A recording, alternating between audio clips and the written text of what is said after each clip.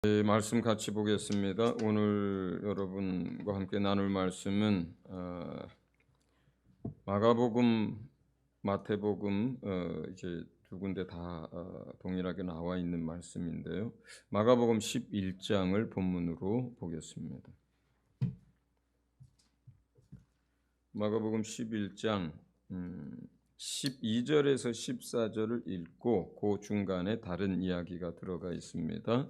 띄어서 다시 20절에서 24절을 읽습니다. 교독하도록 하겠습니다. 제가 먼저 읽습니다. 이튿날 그들이 베다니에서 나왔을 때에 예수께서 시장하신지라.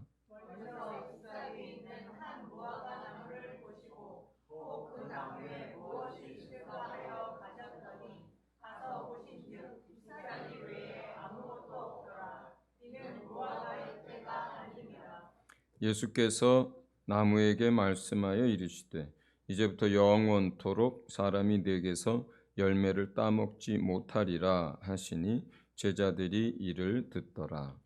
20절 읽습니다. 시작.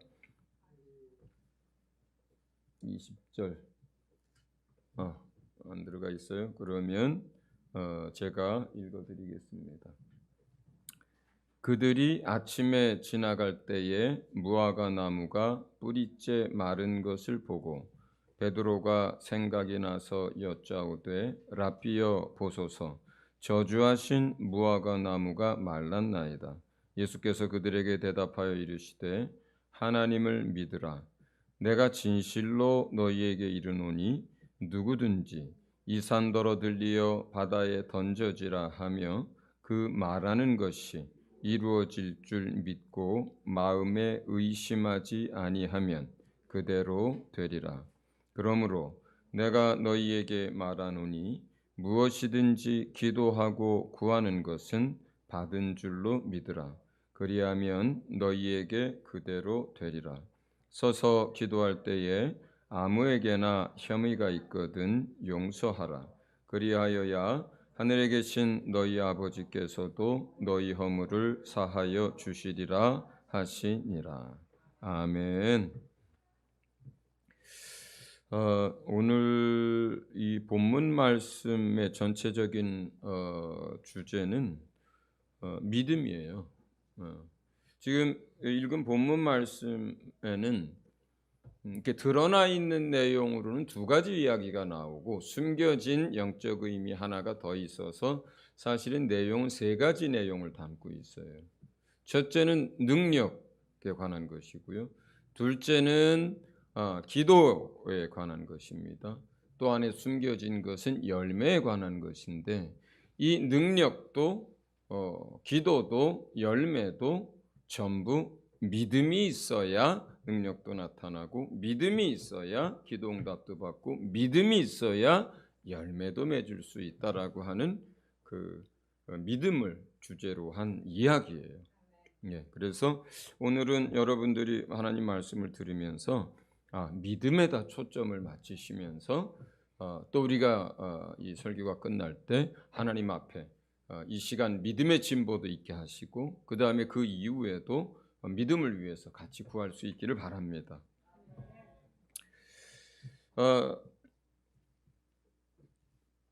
베다니에서 그러니까 예루살렘에 올라가셔서 이제 죽으시기 며칠 그 사이는 잠은 베다니에서 주무시고 베다니가 예루살렘 성 문 밖에서 나와가지고 2km예요. 그러니까 뭐 가깝죠. 뭐 걸어서 뭐 2km 뭐 걸어서 20분이나 걸리나요, 그죠? 그래서 잠은 베다니에서 주무시고 아침이 되면 예루살렘 성으로 다시 들어가셔서 사역을 하시다가 또 저녁 때가 되면 베다니로 나오시고 이렇게 며칠을 이렇게 반복하실 때의 이야기입니다. 베다니에서 주무실 때는 자주 죽었다 살린 나사로의 집, 마리아 마르다의 집에서 자주 지내기도 하셨습니다. 그러나 예수님 혼자 다니는 게 아니잖아요. 그렇죠? 최소한 사도 12명은 항상 따라다녔죠. 그죠? 예수님까지 13명입니다. 한번 생각해 보세요. 뭐 옛날에 뭐 요즘처럼 그렇게 먹을 게 많고 또 마리아 마르다가 무슨 갑부집도 아니고 그렇습니다. 며칠만 여러분 집에 누가 가서 한 10명이서 그것도 한참 먹을 때 아니에요. 20대예요, 20대. 예수님만 30대고 한참 먹는 장정들이 아침 저녁을 먹는다고 한번 생각을 그랬어요. 며칠만. 그러면 있던 거 냉장고 아마 다 바닥나고 그러지 않겠어요? 그렇습니다. 아침에 먹을 게 없었어요, 그날. 그러니까 아침을 못 드시고 예루살렘 성으로 들어가시는 길인 거예요. 자, 그러면 제가 늘 똑같은 거 묻습니다. 예수님이 아침을 못 드셨으면 제자들은 먹었을까요? 제자들도 못 먹었겠죠. 그렇죠? 자, 우리가 한번 생각해 보죠. 이거는 사실은 본문에서 전하고자 하는 메시지는 아니고 그 이제 상황에 대한 것입니다만, 예수님이 누굽니까? 만물을 지으신 분이시잖아요. 하나님과. 그죠? 예수님이 만유를 다스리는 분이시잖아요. 만유를 지탱하고 계시는 분이에요. 그리고 예수님이 마음만 먹으면 뭐요? 떡 몇 개 가지고도 몇만 명을 먹일 수 있는 분이시잖아요. 그런 능력이 있다고 해서 그날 배단이 어느 집에 곡식이 한 주먹밖에 안 남았으니까 우리 먹자고 그러면 거기에다가 안수하시고 하나님께 감사하기도 한 다음에 막 항아리를 뒤집으니까 쌀이 계속 쏟아지고 기름이 계속 쏟아지고 그렇게 안 하십니다. 그분은 당신의 능력을 사역을 위해서 쓰시죠.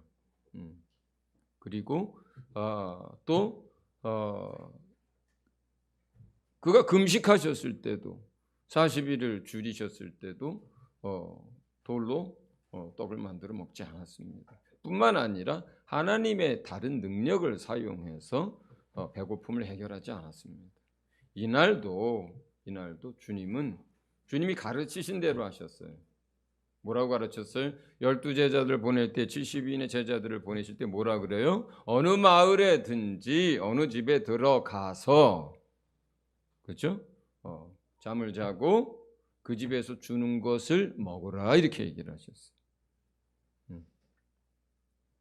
이번에 우즈벡 그 선교사들을 가르쳤는데 하나님이 은혜를 많이 끼치셨어요. 그랬더니 마지막 날 저한테 물어보더라고요. 피터 선교사들을 통해서 이분들이 정말로 감사해서 목사님께 좀 여비를 좀 드리고 싶은데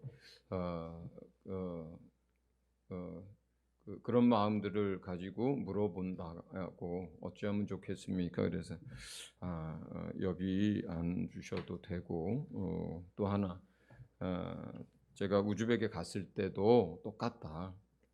여러분들이 해줄 거는 딱 두 가지다. 재워주고 먹여주면 된다. 다른 거는 다 필요 없다. 주님이 늘 그렇게 사셨고 또 주님이 주에 일하는 사람들에게 그렇게 가르치셨거든요. 그렇죠? 필요한 여빈 또 하나님이 채워주실 것이고.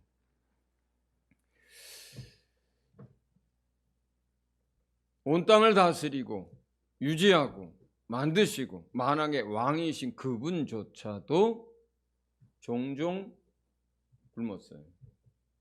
그리고 사도 중에 또 엄청나게 많은 일을 했고 이방인의 사도로 부름을 받았던 사도 바울이 고백을 하잖아요. 내가 얼마나 많이 매를 맞고 얼마나 많이 굶주리고 얼마나 많이 자지 못하고 얼마나 많이 강도의 위협을 당하고. 자, 예수님이 믿음이 없어서 기도가 부족해서 데리고 다니는 제자들조차 끼니를 굶겼고 또 사도 바울이 기도를 안 해서 사도 바울이 믿음이 부족해서 아니면 주님과의 관계가 뒤틀어져서 먹을 것이 없었겠어요. 우리는 종종 잘못 생각하는 거예요. 자, 우리가 이 땅에서 살면서 대한민국 이제 잘 살잖아요. 그러다 보니까 내 차를 타고 가다가 자꾸 남의 차도 힐끔힐끔 쳐다보고, 내 집에 들어가다가 자꾸 남의 집도 힐끔힐끔 쳐다보고, 그리고 옷 입고 나와가지고 자꾸 남의 핸드백 쳐다보고, 그러다 보니까 먹을 것이 없어서 속상한 게 아니고 비교하다 보니까 마음 상하고, 예전에 저희 교회 어느 교우분이 저하고 차를 타고 가다가 세상에 뭔 아파트가 이렇게 많은가, 그런데 그 많은 아파트 중에 내 집은 어딘고. 그래서 같이 웃었어요. 자, 우리가 한번 손 들어보세요. 오늘 아침에 먹을 게 떨어져가지고 못 먹고 오신 분, 시간 없어서 못 먹은 분 말고, 평소에 아침 안 먹는 분 말고, 먹어야 되는데 먹을 게 없어서 아침 못 먹고 지금 배 쫄쫄 굶고 계신 분 손 들어보세요. 자, 온라인 예배 하시는 분들 중에 손 들어보세요. 아무도 없죠? 아무도 없습니다. 그럼에도 불구하고 우리가 얼마나 감사치 못합니까? 그럼에도 불구하고 우리가 얼마나 불평하고 삽니까? 그럼에도 불구하고 얼마나 우리 안에 불만이 많습니까? 작은 것에 마음 상하고, 작은 것에 자존심 내세우고, 작은 것에 위축되고 그러지 않습니까? 왜 그런가요? 믿음이 부족해서 그런 거예요. 믿음이 부족해서 그런 거예요. 자, 우리 이제 주님이 말씀하신 대로 족한 줄로 알고, 부한데도 처할 줄도 알고, 가난한데도 처할 줄도 알고, 오늘 먹을 것이 있고 입을 것이 있고 잘 곳이 있다면 하나님 앞에 감사할 수 있기 바랍니다. 네. 어느 찬양 가사 중에 그런 게 있어요. 하나님은 우리의 입술을 지켜보고 계신다. 우리의 생각과 아는 것이 믿음이 아니라 그 사람이 말하는 게 믿음이다, 이 말이에요. 감사해야 되는데 하고 알고 있는 게 믿음이 아니라, 불평하면 그때 그 사람의 믿음이 그거인 거예요. 기도하면 되는데 하는 게 아는 게 믿음이 아니라, 기도하는 게 믿음인 것처럼 우리가 우리 입술을 보고 계신 주님입니다. 우리가 무엇을 말하는지 그 말한 대로 행하시겠다고 하신 분이 주님입니다. 감사하면 감사의 제목이 더 넘치게 하실 것입니다. 믿음으로 고백하면 필요를 채워줄 거예요.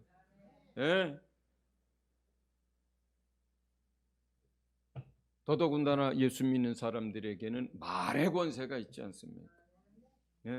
우리 안에 성령이 계시고 우리 안에 예수의 이름이 있고, 우리가 무엇을 말하든지 그 말대로 주님이 역사하실 것입니다. 자, 오늘 아침 다 드시고 오셨으니까 감사할 수 있길 바랍니다. 할렐루야. 네, 주님 앞에 내게 부족함이 없다라고 말할 수 있기를 바랍니다. 자, 첫 번째 주제에 들어갑니다. 내용 이야기.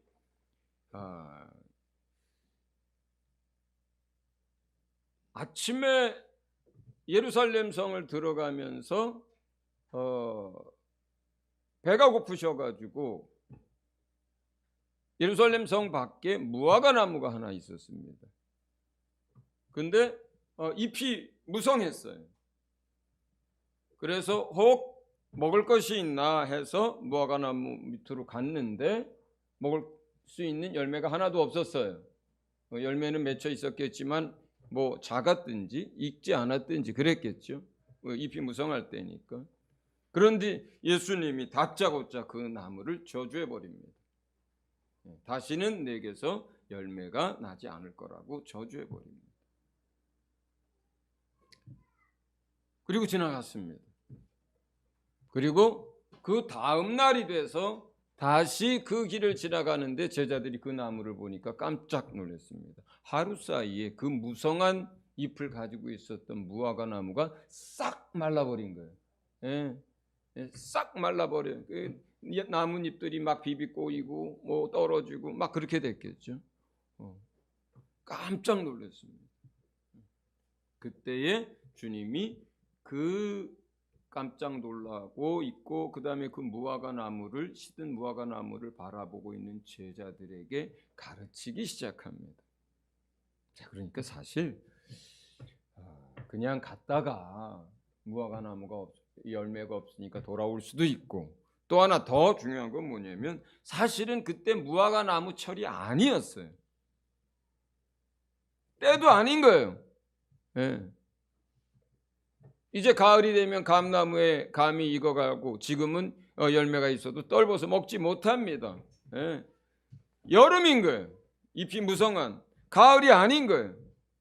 때가 아닌데도 가가지고 열매를 내놓으라고 하시고 열매가 없으니까 저주해서 말라버리게 한 거예요. 예. 저는 몰라서 저희 농장에 있는 버드나무한테 계속 자두를 내놓으라고 했다가 나중에서야 그게 벚나무라는 걸 알고 미안하다 그랬어요. 미안. 그래서 저주는 안 했어요. 저주를 할 뻔했어요. 근데 뭐라고 얘기했냐면 너 내년에도 만약에 나한테 자두를 안 내놓으면 잘라버리겠다 그랬거든. 근데 그 다음에 그 나무에서 벚꽃이 피는 걸 보고 내가 실수했구나. 예수님이 실수한 게 아니에요. 근데 저는 실수했는데 예수님이 실수한 게 아니에요. 뭐예요? 그러니까 예수님이 의도하신 거예요. 의도하신 거예요. 왜? 뭘 가르칠 게 있으셨거든요. 그냥 예를 들어서 믿음은 이렇게 가르치는 것보다 앞에 그 사건을 만들어 놓고 그 사건을 가지고 가르치면 훨씬 더 교육적 효과가 뛰어나잖아요. 그렇지 않습니까? 요한복음을 기록할 때 그런 방법을 쓰잖아요. 예. 가늠하다 잡힌 여자가 온 그 사건을 짧게 얘기해 놓고 본래 하고 싶은 얘기는 뭐예요? 예수님은 세상의 빛이다라는 말씀을 하고 싶어서 그 사건을 가져온 거예요. 그 사건을 가져다 놓고 얘기하니까 예수가 빛이라고 하는 그 말씀이 확 들어오고 깨달아지고 감동이 되는 것처럼 사실 오늘 이 아침에 예수님은 의도하신 거예요. 일부러 이렇게 하신 거예요. 뭐에 대해서 가르치려고? 믿음에 대해서 가르치려고. 믿음에 대해서. 놀라고 있는 제자들에게 예수님이 얘기합니다. 너희가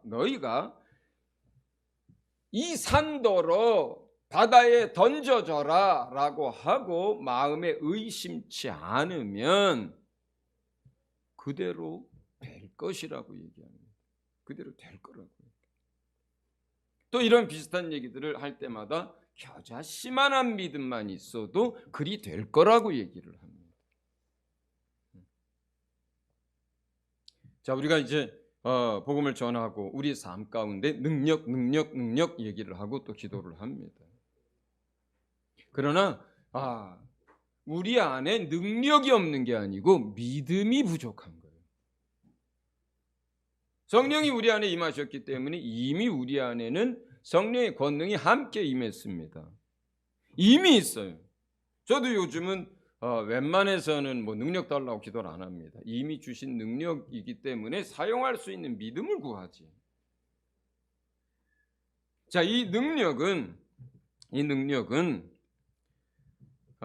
거룩함과 비례하지 않습니다. 우리가 잘 아는 하나님 말씀이 있습니다. 마태복음 7장 21절에서 23절을 제가 읽어드리겠습니다. 나더러 주여 주여 하는 자마다 다 천국에 들어갈 것이 아니요 다만 하늘에 계신 내 아버지의 뜻대로 행하는 자라야 들어가리라. 그날에 많은 사람이 나더러 이르되 주여 주여 우리가 주의 이름으로 선지자 노릇하며 주의 이름으로 많은 권능을 행하지 아니하였나이까 하리니 그때 내가 그들에게 밝히 말하되 내가 너희를 도무지 알지 못하니 불법을 행하는 자들아 내게서 떠나가라 하리라. 우리가 어떤 사람에게 손을 얹으려고 할 때 내가 그때 삶이 온전치 않으면 담력을 잃습니다. 사람들이. 그렇죠? 네, 그렇습니다. 그러나 능력은 우리의 거룩함과 비례하지 않습니다. 우리가 삶이 온전하고 거룩해야만 능력을 행할 수 있는 게 아니라는 거예요. 당연히 우리는 거룩해져야 하고 당연히 우리는 예수님을 닮아가면서 온전해져야 합니다. 그러나 우리 삶 가운데 우리 사역 속에서 능력이 나타나는 것은 우리의 거룩함과 능력이 비례하지 않는다는 거예요. 이 본문에서 뭐라고 되어 있습니까? 자, 우리가 주의 이름으로 선지자 노릇하며 주의 이름으로 많은 권능을 행하지 아니하였나이까. 그러고도 하나님 나라에 못 들어간 사람들이란 말이에요. 불법을 계속 행했기 때문에. 그만큼 온전하지 않았음에도 불구하고 선지자 노릇을 할 수 있었어요. 그만큼 거룩하지 않음에도 불구하고 이 사람들은 어떻게 했어요? 많은 권능을 행했습니다. 우리가 거룩하고 온전해야 하지만 그러나 우리가 능력을 행할 때 우리가 누군가에게 손을 얹어 병든 자를 낫게 하고 우리가 예수 이름으로 귀신을 쫓아내고 또 우리가 담대히 어떤 것들을 선포할 때 믿음이 있으면 그대로 된다는 거예요. 된다는 거예요. 병든 자가 나음을 입고 귀신이 떠나가고 선포한 대로 이루어진다는 거예요. 또한 능력은 기도의 양과도 비례하지 않습니다, 여러분. 능력을 행하는 많은 종들이 3시간 기도해라, 5시간 기도해라, 뭐 자기는 하루에 8시간을 기도한다 이런 얘기 많이 하죠. 기도 많이 하면 좋습니다. 예, 그걸 마다할 사람 아무도 없습니다. 그러나 능력은 기도와 비례하지 않습니다. 변화산 사건 후에 마태복음 17장 14절부터 23절에 이 이야기들이 나옵니다. 많은 사람들은 이 사건 때문에 기도와 능력을 같이 생각을 합니다. 변화산에서 내려오실 때 뇌전병을 앓고 있는 사람이 있었습니다. 제자들이 못 쫓아냈어요. 그래서 그 밑에 있던 제자들과 그 아이 아버지와 주위 사람들이 싸움이 붙었어요. 말싸움을 하고 있어요. 너희가 왜 다투느냐 했을 때 제자들이 능히 그 아이에게서 악한 영이나 그 병을 쫓아내거나 고치지 못했기 때문이라고 했을 때에 예수님이 그 아이 귀신을 쫓아내고 또 그 아이의 뇌전병을 고쳐서 그 즉시 건강하게 만들어 줍니다. 그 후에 제자들이 예수님에게 나와서 묻죠. 왜 우리는 못 쫓아냅니까? 왜 우리는 할 수 없었습니까? 그랬을 때 뭐라고 그래요? 많은 사람들이 여기서 착각을 하는 게 있어요. 기도 외에는 이런 유가 나갈 수 없느니라는 이 말을 가져다가 그러니까 능력을 행하려면 기도를 많이 해야 된다라고 생각을 합니다. 그러나 마태복음은 그렇게 얘기하지 않아요. 그 이유가 못 쫓아낸 이유가 뭐예요? 너희 믿음이 작은 까닭이니라 하고 주님이 정확하게 그 이유를 설명하거든요. 기도 외에는이라고 했던 것은 그러면 원인은 믿음인데 그 원인을 어떻게 해결하느냐가 기도라는 거였지. 기도의 양이 믿음을 설명하는 게 아니에요. 능력을 설명하는 게 아니에요. 예.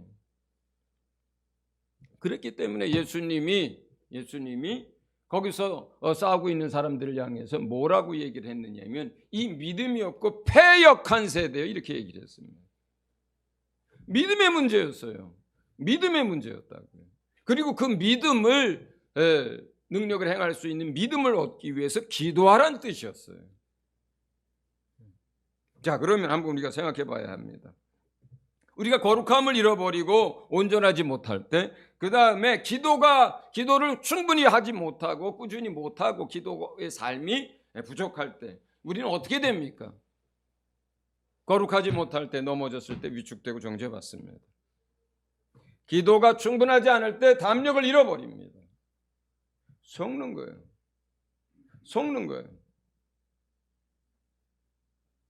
온전하다고 성품이 온전하고 주님을 기피한다고 해서 막 능력이 있고 막 사역을 그렇게 해나갑니까? 그렇지 않습니다.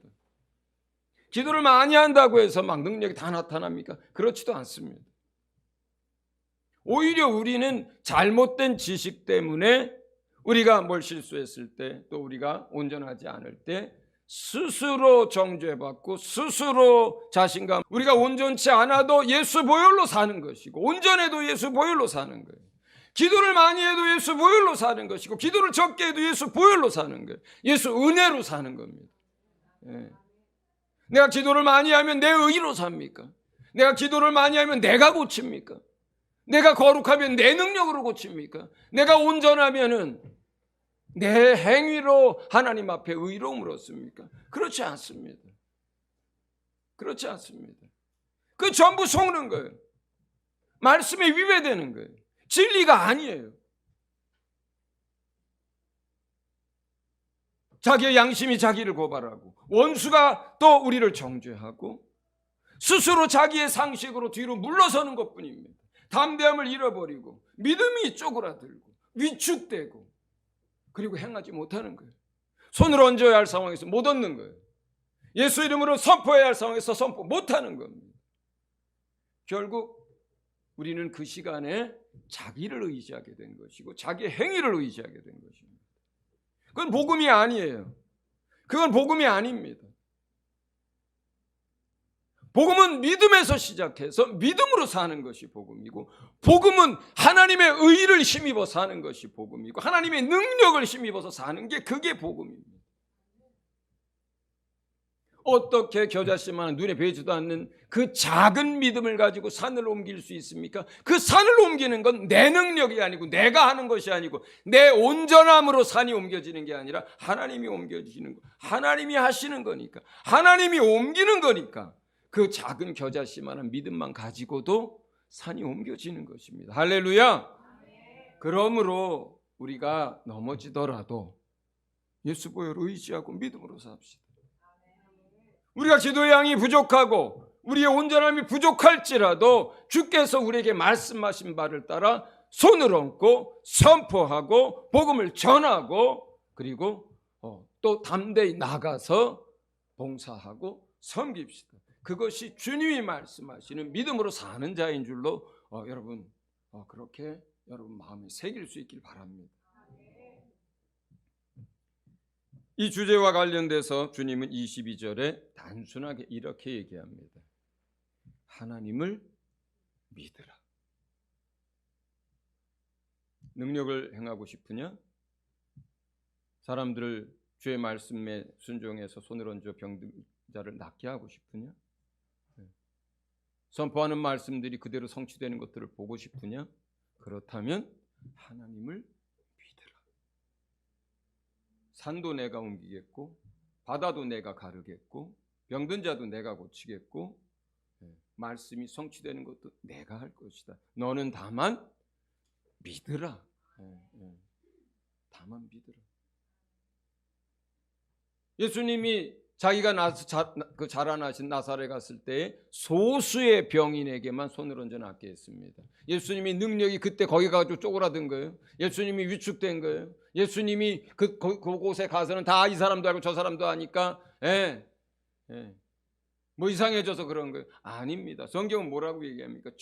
정확하게 얘기합니다. 그들이 믿지 아니함으로, 그들이 믿지 아니함으로, 그 대상자들이 예수님을 믿지 아니함으로 소수의 주님을 믿는 자들에게만 손을 얹어서 낫게 하셨다, 이렇게 얘기합니다. 능력과 하나님의 역사와 기적과 표적은 온전히 무엇으로 말미암습니까? 하나님을 믿을 때 하나님이 행하시는 줄로 믿으시기 바랍니다.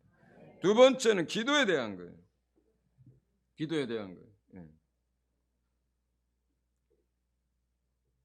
우리가 믿고 구한 것은 받은 줄로 믿으라, 이렇게 얘기했습니다.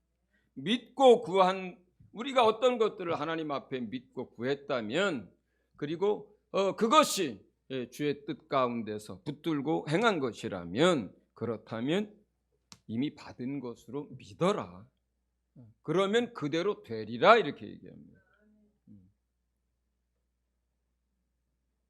우리가 이 구절들과 또 서신서나 다른 가르침들의 기도에 대한 것들과 함께 짝을 맞춰야 됩니다. 이거 하나만 붙들고 하면 다 응답을 받습니까? 그렇지 않습니다. 야고보서에서는 또 뭐라고 얘기합니까? 너희가 기도해도 받지 못하는 것은 뭐예요? 욕심을 따라서 잘못 구하기 때문이라고 말하잖아요. 그렇지 않습니까?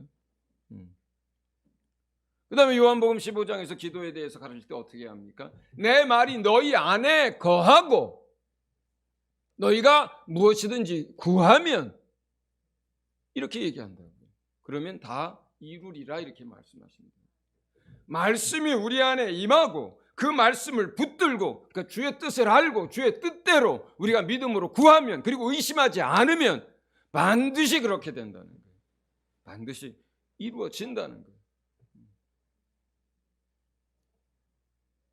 결국 기도의 응답도 무엇에 달려 있습니까? 믿음에 달려 있는 거예요.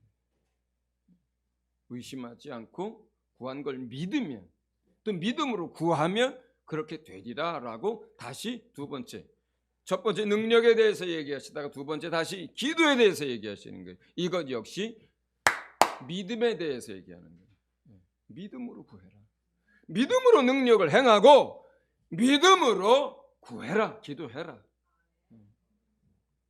다만 너희가 믿음으로 구할 때에 내가 너희 안에서 마음껏 역사할 수 있도록 너와 나의 관계에 문제가 생기지 않도록 무엇은 해결해라?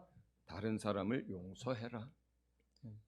그러면 내가 너의 모든 죄에 대해서도 내 아들의 피로 덮어줄 것이다. 내 피로 덮어줄 것이다. 그리고 내가 너를 통해서 일할 것이다. 이렇게 얘기하시는 거예요. 마지막 세 번째 주제는 열매입니다. 열매입니다.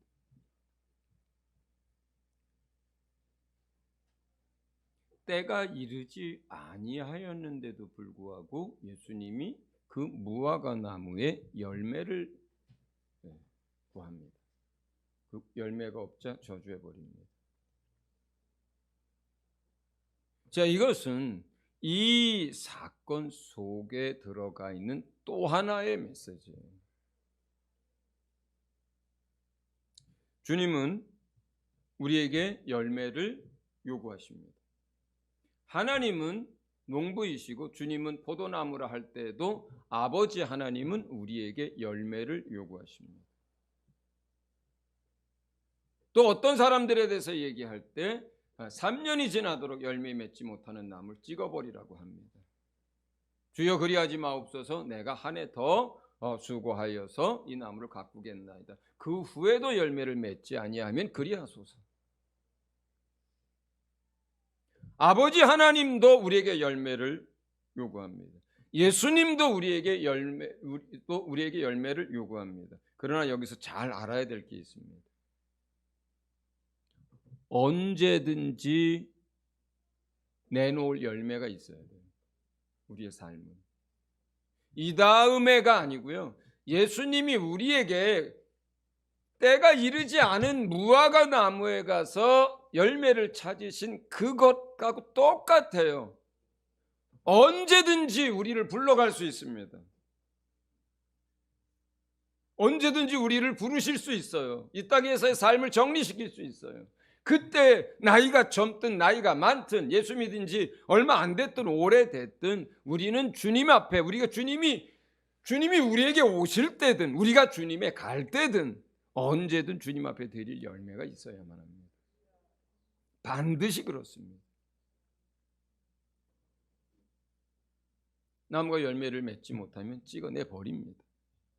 농부가 그 나무에게서 원하는 건 열매밖에 없습니다. 자주 말씀드렸죠. 포도나무 아무짝에 쓸 데가 없습니다. 땔감으로도 못 씁니다. 귀찮아서. 그걸로 무슨 가구를 만들겠습니까? 그걸로 무슨 농기구를 만들겠습니까? 포도나무는 아무짝에 쓸모가 없어요. 열매 하나 외에는 아무것도 걸릴 게 없는 게 포도나무입니다. 그런데 우리를 그 포도나무 가지에 비유하시는 거예요. 자, 그렇다면 늘 말씀을 드립니다. 열매라는 게 뭡니까? 열매라는 게 뭐예요? 열매란 우리 마음에 믿음으로 새겨진 하나님의 말씀, 그 말씀이 내 생각이 되고 내 원하는 마음이 되어서 그것을 이루고 싶어요. 근데 우리에게 이룰 능력이 없습니다. 그 다음에 우리가 뭘 합니까? 그 말씀이 성취되고 이루어지도록 기도합니다. 그 다음에 뭐 합니까? 기도했고 또 그 마음에 원하는 바니까 그 다음에 그 말씀대로 순종합니다. 순종이 열매인 줄 여러분 정확하게 아시기를 바랍니다. 그 순종한 결과물이 열매가 아니라 순종 자체가 열매예요. 예. 복음을 전하려고 하는 마음을 줬습니다. 그러면 복음을 전한 것이 나와 주님 사이에선 열매예요. 그 사람이 예수를 믿고 안 믿고는 그 다음에 그 사람과 하나님과의 관계이지 내가 어떻게 한다고 해서 되는 게 아니에요. 그거는 하나님이 찾으시는 건 뭐예요? 내 마음에 복음을 전하라는 말씀을 주셨고 내가 그것을 위해서 기도했고 누군가 내 마음에 어떤 사람에 대해서 생각나게 하셨고 내가 가서 그 사람에게 복음을 전했을 때 순종했을 때 이게 하나님이 내 삶에서 받으시는 열매입니다. 그런데 그 순종을 하려면 뭐가 필요합니까? 믿음이에요. 열매를 맺으려면 뭐가 필요합니까? 믿음이에요. 믿음이에요. 순종이 믿음이고요. 믿음이 있으면 순종합니다. 네. 우리에게 믿음이 있다면 오늘 하루를 살면서 우리는 끊임없이 열매를 맺고 삽니다. 네. 내 마음에 설거지할 마음을 주시고 내 마음에 뭘 치울 마음을 주시고 내 마음에 누구를 찾아가서 위로할 마음을 주시고 내 마음에 누구에게 손을 얹을 마음을 주시고 내 마음에 하나님께 누구를 위해서 기도할 마음을 주시고 그것을 따라서 그때그때 우리가 순종한다면 믿음을 가지고 순종한다면 그것이 열매인 거예요. 네. 그 순종의 결과가 아니라 순종이 열매예요. 순종이 열매예요. 여러분들 그런 간증 많이 들어봤잖아요. 저 섬에서 12명 데리고 평생 목회한 유능한 사람이 좋은 신학대학 나오고 대학원 나오고 도회지에서 얼마든지 잘할 수 있는 이 사람이 첫 목회지를 섬에 가서 3년만 하고 경험 쌓고 올라오리라 했다가 평생 살았는데 어떤 사람이 천국에 갔는데 뭐라 그래요? 그 사람이 제일 큰 영광을 받았더라고 얘기를 해요. 자, 12명을 목회했으면은 왜 그랬을까요? 그 사람이 더 많은 것도 할 수 있고 또 그 사람이 얼마든지 그 섬에 12명 내버리고 도회지도 갈 수도 있는데 짐을 쌌다가 풀고 쌌다가 풀고 쌌다가 풀으면서 그 주신 12명을 향해서 최선을 다하고 단 한 영혼도 잃어버리지 않고 그가 사명을 다 했기 때문에 가장 큰 사람이 된 것처럼 여러분 우리가 착각하는 그 열매가 결과거든요. 우리가 자꾸 생각하는 게 결과예요. 열매를 드려야 한다. 많은 열매를 하나님께 이제 드려야 한다 할 때 우리가 자꾸 생각하는 게 우리가 행한 어떤 것의 결과를 자꾸 열매라고 착각하기 때문에 그런 거예요. 그런 거예요. 그러나 여러분에게 맡기고 여러분에게 허락하시고 여러분에게 마음에 주시고 여러분에게 맡기신 그것을 감당하는 것 그 자체, 순종하는 것 그 자체가 열매입니다. 그래서 하루를 살면서 수많은 열매를 맺고 사는 거예요. 그래서 오늘 밤에 나를 데려가신다 하더라도 주님 내가 오늘 이렇게 열매를 하나님께 드릴 수 있나이다. 주께 드릴 수 있나이다. 이것에 대해 내가 참으로 감사하나이다. 때가 이르렀든 안 이르렀든 주님이 우리에게 열매를 요구하실 때 여러분 풍성히 열매 가득 안고 주님을 만날 수 있기를 바랍니다. 네. 자, 따라합니다. 능력은 믿음으로 행하는 것이다. 기도의 응답은 믿음에 달렸다. 열매는 순종에 의한 것이다. 믿음으로 순종할 수 있다. 다 같이 말씀을 마음에 새기면서 이 시간 믿음을 구합시다. 믿음으로 병든 자를에게 손을 얹고 믿음으로 귀신을 쫓아내고 믿음으로 약한 것을 고치고 믿음으로 순종하고 믿음으로 기도하고 그렇게 해서 정말로 하나님 우리를 부르신 그 부르심에 따라서 믿음으로 말미암아 살 수 있도록 또 풍성한 결실을 위해서 이 시간 한 목소리로 기도합니다. 하나님, 의인은 믿음으로 말미암아 살리라 하셨습니다. 이제 우리는 우리의 행위나 우리의 어떤 온전함이나 거룩함이 아니라 아버지 하나님, 오직 믿음으로 날마다 하나님 앞에 서며 오직 믿음으로 기도하고 믿음으로 선포하고 믿음으로 병든 자에게 손을 얹으며 믿음으로 하나님 앞에 주신 말씀 따라 순종하겠습니다. 하나님 도와주시옵소서. 우리 모든 성도들과 가정과 저희 교회에 믿음을 한없이 부어주셔서 아버지 믿음의 사람들, 믿음의 교회, 믿음의 가정 다 되도록 역사하여 주시옵소서. 하나님, 주님이 우리를 부르시는 그날, 또 주님께서 이 땅에 다시 오시는 그날 우리가 주님을 만날 때 풍성한 많은 열매 가득 안고 주님을 만날 수 있도록 도와주시옵소서. 감사드리며 예수 이름으로 기도합니다. 아멘.